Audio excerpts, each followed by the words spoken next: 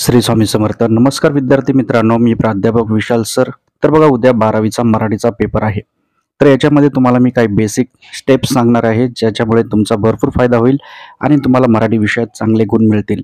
Final revision आपण थोडक्यात करणार आहोत. तर चॅनलवर नवीन असाल तर नक्कीच चॅनलला सबस्क्राईब करा आणि बेल आयकॉन नक्की प्रेस करा. त्याचप्रमाणे बघता बघता 1 सेकंड लागतो, लाईक करा. भरपूर विद्यार्थ्यांनी लाईक केलेले आहेत, धन्यवाद. त्याचप्रमाणे मराठीच्या IMP प्रश्नांसाठी व्हिडिओच्या खाली एक लिंक दिलेली आहे, त्याच्यावर क्लिक करा किंवा प्ले स्टोअरला डायरेक्टली तुम्ही नाना फाउंडेशन सर्च करा. या ठिकाणी तुम्हाला PDF फाईल सर्व मराठीच्या किंवा आर्ट्स, कॉमर्स, सायन्स 10वी 12वीच्या सर्व भेटतील. तर आपण मराठी विषयात कशा प्रकारे नियोजन केलं पाहिजे याच्यावर आपण चर्चा करूयात. व्हिडिओ शेवटपर्यंत नक्की बघा. तर बघा विद्यार्थी मित्रांनो, उद्या मराठीचा जो पेपर आहे त्याच्यामध्ये टोटल हा 80 मार्काचा पेपर आहे. 20 मार्क तोंडी आहेत. तर याच्यामध्ये जो पहिला भाग आहे 20 मार्कांचा, त्याच्यामध्ये 3 पॅराग्राफ असतील. तर हे कशा प्रकारे सोडवायचे आणि आपल्याला हे चांगले मार्क कसे मिळतील याची तुम्हाला माहिती मी देणार आहे. बघा, या 3 पॅराग्राफमध्ये तुम्हाला सर्वप्रथम हे पॅराग्राफ व्यवस्थित रीड करायचं आहे, हे लक्षात ठेवा. कमीत कमी 5 मिनिटं लावले तरी चालतील. व्यवस्थित काळजीपूर्वक रीड करायचं आहे. पण पॅराग्राफ रीड करण्याच्या आधी मी तुम्हाला एक मोलाचा सल्ला देईल की इथे जे प्रश्न असतात ते तुम्ही आधी वाचून घ्या. हे सर्व जे प्रश्न आहेत ते तुम्ही जर आधी वाचले आणि नंतर पॅराग्राफ रीड केला तर याचा फायदा असा होतो की तुम्हाला उत्तरं लगेच क्लिक होतात. हा एक तुम्हाला बेसिक ट्रिक्स सांगतोय, ही भरपूर वेळा वापरली गेलेली आहे. तर बघता बघता 1 सेकंड लागतो, लाईक करा. भरपूर विद्यार्थ्यांनी लाईक केलेले आहेत, धन्यवाद. आणि याच्यामध्ये एक जो प्रश्न आहे स्वमत, याच्यावर तुम्हाला स्वतंत्र दिलेलं असतं की तुम्ही उत्तर तुमच्या मनाने काही लिहू शकता. जवळपास 4 मार्कांना आहे. 4 मार्कांना आहे याचा अर्थ तुम्हाला कमीत कमी 7 ते 8 ओळी उत्तर लिहायचं आहे. जर तुम्हाला काही आठवत नसेल तर तुम्ही या पॅराग्राफच्या ओळी देखील वापरू शकता आणि थोडंसं मनाचं ओन कंटेंट त्यात ऍड करून ते चांगल्या प्रकारे तुम्ही लिहू शकता. हा स्वमताचा प्रश्न बघा, आता जवळजवळ 4 पहिल्या याच्यात पण असतो, त्यानंतर दुसऱ्या पॅराग्राफमध्ये पण स्वमत आहे. ते 4 आणि 4 टोटल तुमचे झाले 8 मार्क. तर तुम्हाला मी पॅराग्राफला काय ट्रिक सांगितली, पॅराग्राफ वाचण्याच्या आधी तुम्ही प्रश्न वाचा. त्यानंतर तिसरी ऍक्टिव्हिटीमध्ये तुम्हाला स्वमतचा प्रश्न नसतो. त्यानंतर पद्य विभाग आहे, त्याच्यात 16 मार्क आहेत. तर कविता ज्या आहेत, कविता रीड करायची, ती ट्रिक्स वापरायची तुम्हाला. कविता कुठल्या IMP आहेत, भारूड वगैरे, एक भारूड पण दिलेला आहे तुम्हाला माहिती आहे. 5 कविता आहेत. तर कुठल्या IMP आहेत ते व्हिडिओच्या खाली लिंक आहे, तो कोर्स तुम्ही घेऊ शकता आणि त्याच्यात चांगले PDF तुम्हाला मी लेखी PDF दिलेले आहेत, ते सर्व तुम्हाला येतील. तर बघा, मराठीमध्ये आणखीन एक महत्वाची गोष्ट म्हणजे खाडाखोड करू नका.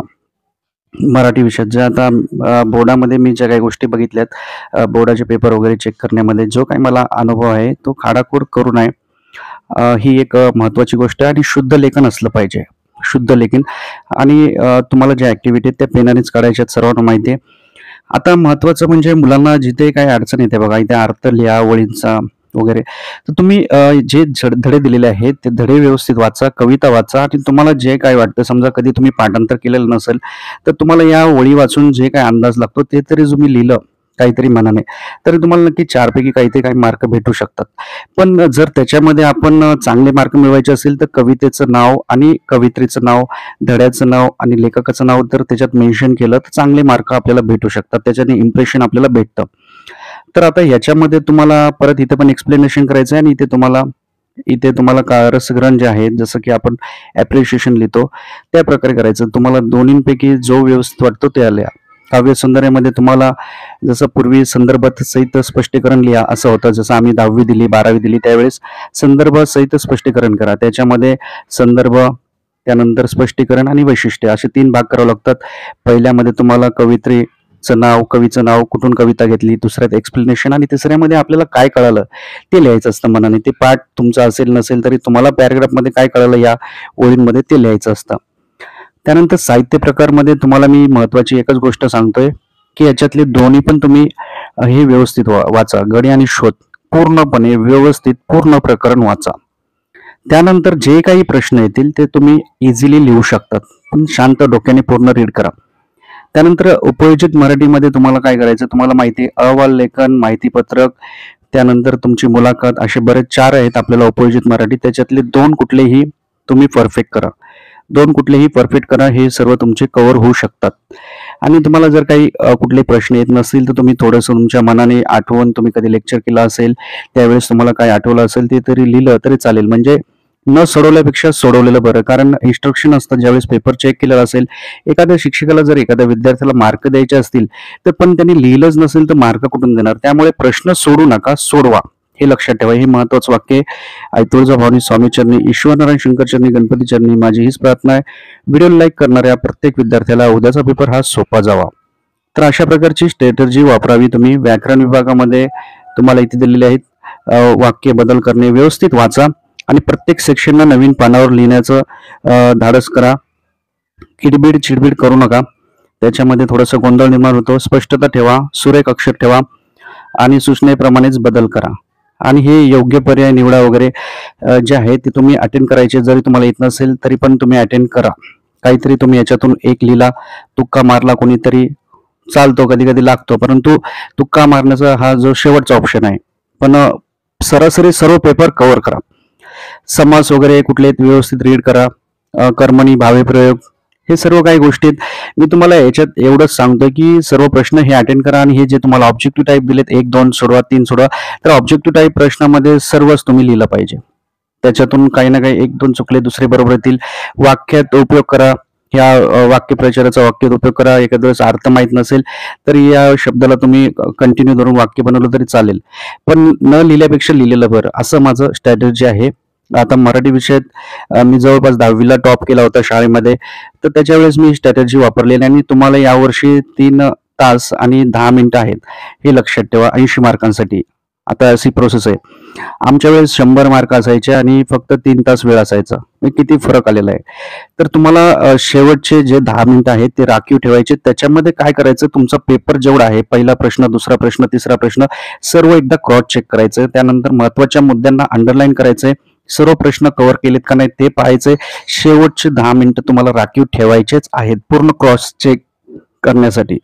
त्यामुळे काळजी घ्या. आणि सर्व IMP प्रश्नांचं PDF हा पोस्ट केलेला आहे आपल्या नाना फाउंडेशन ऍपवर. निबंध लिहिताना तुम्हाला स्ट्रॅटेजी सकाळच्या व्हिडिओत देखील सांगितलेली आहे. आता पण सांगतो, IMP निबंध पण पोस्ट केलेले आहेत. 10 मार्कला आहे. त्यामुळे तुम्हाला जास्तीत जास्त पानं लिहिणं गरजेचं आहे. कमीत कमी 5-6 तरी तुम्ही पानं लिहिले. पण पानं लिहिण्यापेक्षा जास्त त्याच्यात वेटेज कंटेंट कुठला आहे तर वाक्यप्रचार असतील, म्हणी असतील, स्लोगन्स असतील, कविता असतील, घोषवाक्य असतील, याचा जर तुम्ही वापर केला तर तुम्हाला जास्त मार्क भेटतील. आणि ते घोषवाक्य जे काही लिहिताल त्याला मस्त अंडरलाईन करा पेन्सिलने. हे लक्षात ठेवा. याच्यात सर्वप्रथम तुम्हाला बघायचं कुठला निबंध आपल्याला चांगल्या प्रकारे येतो, त्याच्यावरून अनुसरून तुम्ही निबंध लिहायचा आहे. आता काही मुलांना काहीच येत नसेल तरी त्या मुलाने काहीतरी त्याच्यात लिहिण्याचा प्रयत्न करावा. कारण ते 10 पैकी जे मार्क आहेत, जो पेपर चेक करणार त्याला काहीतरी मार्क द्यावे लागतात जर तुम्ही लिहिलंय. आता एखादा मुलगा जर 30-32 मार्क लावला, त्याला 35 मार्क लागतात पास व्हायला. पण एखाद्याला वाटलं पास करायचंय, पण जर त्यांनी निबंध लिहिला असेल तर त्याला तिथे वाढवायला चान्स भेटतो त्या पेपर चेक करणाऱ्याला. त्यामुळे तुम्ही निबंध अटेंड करा. सर्वांना मी एक विनंती करतो, सर्व विद्यार्थ्यांना. तर ही फायनल स्ट्रॅटेजी आहे माझी. कशी वाटली कमेंट करा. आणि व्हिडिओला जाता जाता एक लाईक, चॅनलला सबस्क्राईब. प्ले स्टोरवरून नक्की नाना फाउंडेशन ऍप डाउनलोड करा. नंतर तुम्हाला पछतावा व्हायला नको की हे सर्व PDF लोड केले होते परंतु आपण घेतले नाहीत, बघितले नाहीत. आपले हिंदीमध्ये आलते, इंग्लिशमध्ये आलते IMP प्रश्न. तर अशा प्रकारची स्ट्रॅटेजी आहे. पॅराग्राफ पूर्ण वाचा, कविता वाचा, नंतर त्याचे प्रश्नोत्तर सोडवा. आणि पण हे वाचण्याच्या आधी प्रश्न पहिले वाचा. आणि अभिव्यक्ती जे स्वतंत्र जो स्वमतचा प्रश्न आहे हा बिलकुल अटेंड करा. तुम्हाला पूर्ण मार्क त्यात भेटतील. तर होपफुली सर्वांना पेपर सोपं जाऊ. स्वामी समर्थ.